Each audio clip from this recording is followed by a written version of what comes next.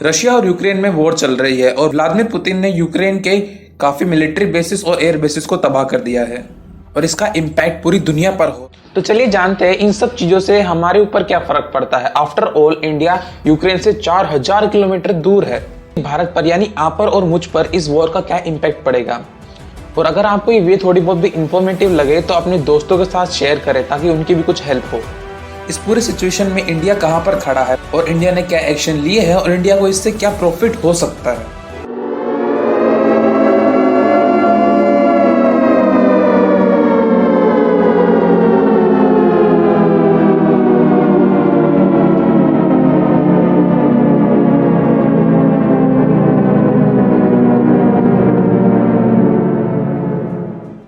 United nation of security council ने इस साल 30 जनवरी को इस बारे में वोटिंग करवाई और इंडिया ने इस बारे में कोई वोट नहीं किया, ना ही फेवर में ना ही अपोज में।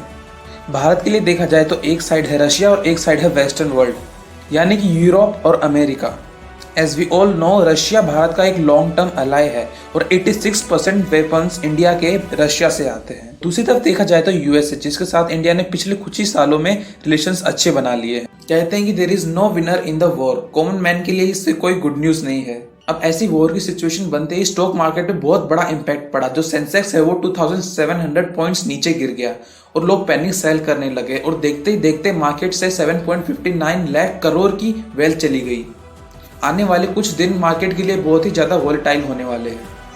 रशियन स्टॉक एक्सचेंज ने एक ही दिन में मार्केट में 50% की वैल्यू खो दी है और जो इम्पैक्ट है वो हमें सारे एशियन मार्केट्स में दिख रहा है। रशिया दुनिया का 3rd largest crude oil producer है। यूरोप में आने वाला 1/3 क्रूड ऑयल रशिया से आता है और जो सैंक्शंस यूएस ने रशिया के ऊपर लगाया है इसके कारण क्रूड ऑयल के प्राइसेस बढ़ते ही चले जाएंगे। And already oil hits 7-year high and shares sink as Russia invades Ukraine. पिछले साल इंडिया में पेट्रोल और डीजल के प्राइसेस 100 के पार हो चुके थे। अब इस सिचुएशन को देखते हुए हम अंदाजा लगा सकते हैं कि 6 से 7 रुपए का इंक्रीमेंट हमें और देखने को मिलेगा इंडिया में।